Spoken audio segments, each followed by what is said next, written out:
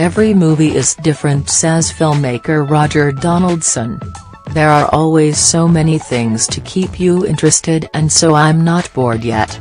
The story of racing driver, constructor and engineer Bruce McLaren has become the primary focus of Donaldson. It is one that has seen him transition away from a long series of narrative features including Cocktail, Species, Dante's Peak and The Recruit, to direct documentary McLaren. While the Cold War drama 13 Days indicates his interest in real-life stories, his 1971 documentary short Burt Munro, Offerings to the God of Speed, and 2005 narrative feature The World's Fastest Indian starring Anthony Hopkins as Burt Munro, merges his three interests of life, fiction and racing.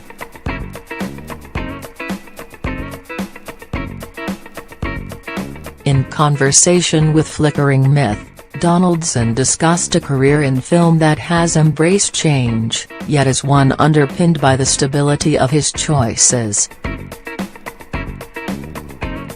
He also discussed the personal connection to McLaren, the duty of care towards the audience and how any one film is part of another narrative. Why a career in filmmaking? Was there an inspirational or defining moment? Well, I was going to be a geologist. I spent a little time out in the Australian desert being one, and well, I remember that there wasn't much female company out there. So that was an incentive to get back to the city. But from a very early age I was crazy about the arts. An older friend taught me how to be a photographer, and I finished up living in New Zealand. When I moved there I turned my back on geology and became a photographer, and that morphed into filmmaking. Initially I was doing documentaries and commercials, and then later on feature films. There was a time when narrative features and documentaries were discussed independently of one another. It appears that this divide has now been bridged, allowing both to be discussed as storytelling forms. What for you has allowed documentaries to evolve and to be embraced in this narrative concept? Is there a specific reason? Things have changed a lot recently. The digital age with streaming television and being able to watch whatever you want, whenever you want has made such a difference to viewing habits. And it wasn't that long ago that you couldn't mention television and feature films in the same breath, and documentaries were under that. There have been some great documentaries that have elevated the genre enormously, and then there have been recent things like Making a Murderer that was screened on Netflix. Documentaries like this you couldn't really do in the cinema because they ran over a long period of time. People have become involved in the stories, and so suddenly there is this real interest in making documentaries, and some really amazing ones have been made. The technology now, how you film and edit them, allows you to do it in a much more intimate way. So there have been films made where people just get the camera and do it themselves. How has your perspective of the filmmaking process and more broadly of cinema and storytelling changed across your career? The biggest change, and one I've really enjoyed embracing, has been the digital age. I was one of the very first filmmakers to edit digitally, many years ago now. And then with the bank job, it doesn't seem that long ago, but it was one of the early films to be shot digitally. The freedom that it gives you, and the way the film is edited and the sound is done, there's just a new energy in filmmaking. Once upon a time it was isolated from the public in a way, but now it's much more democratic. If you've got the bright ideas, there's a way to make a film. I always try to find something that is of personal interest to me. Movies like Species, I managed to get an A-grade cast, and then I had a real fascination with the SETI project, the search for extraterrestrial intelligence, that's still ongoing. Part of doing that film I went to Arecibo, Puerto Rico, where they have this big radio telescope. They showed me what they were doing and where they thought they may have made contact with alien civilizations.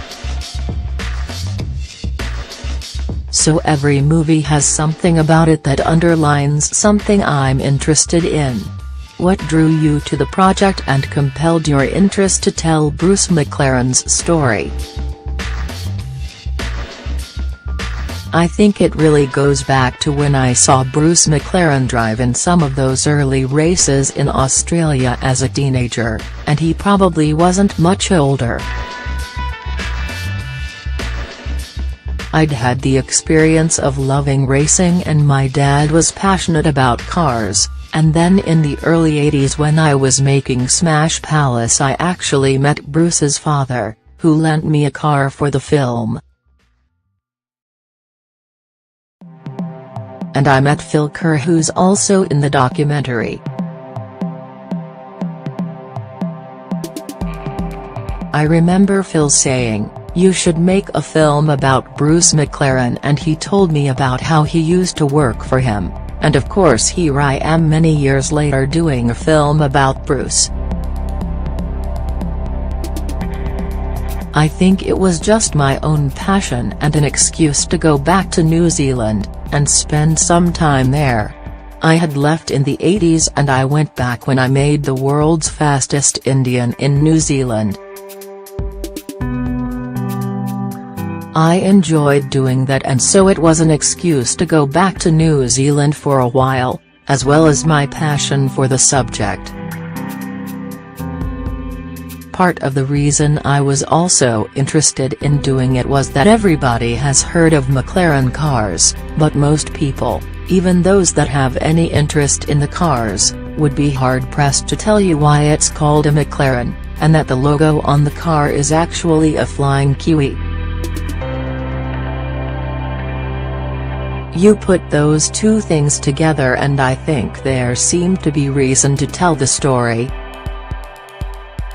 I also felt the story had enough human interest to transcend just being a film that car aficionados would appreciate. Women that get dragged along to it by their husband or boyfriend would say, "I got into that film and I was moved by it." It has to be a lot more about a car and why it is called the McLaren. The visual and narrative approach of the documentary, which has an energy to it, not only helps you to tell Bruce's story, but captures the essence of the man. Well, I just take that as a compliment. There were things I did deliberately because most of it was found footage, and what you have to work with dictates to you. I had this device where the people being interviewed could look directly into the lens of the camera, because I felt like the connection with the people that really did know Bruce was going to be the heart and the soul of the movie. Without their tone and without their stories, they wouldn't connect with the present. I also felt this connection when seeing the people in the movie as they were 50 years ago, and today still remember Bruce so fondly, affected by the time they had with him. I felt there was a movie in that. The combination of the direct-to-camera interviews with a human interest story must have supported your ambitions to tell a story with broader appeal. Every element of the movie, how it's edited, the performances, the sound and the music, all of those things are there for an audience to immerse themselves in the story. As a director, you don't want people to be looking at it like it's a picture on the wall, you want people to be involved in and affected by the story, to care about the people watching the film. Filmmaker Christophe Bell remarked to me, "You are evolving, and after the film you are not the same person as you were before." Do you perceive there to be a transformative aspect to the creative process? I think that's a very astute observation, and that's why I enjoy doing it. It's like its own little story where I can divide my life up into the movies that I've made, and everyone has a real story that goes with it, because they never go as you think they will. Everything from who you get to make it with, to how the audience reacts, and then how history treats it. McLaren is released on Blu-ray, DVD and digital platforms by Universal on May 29, 2017.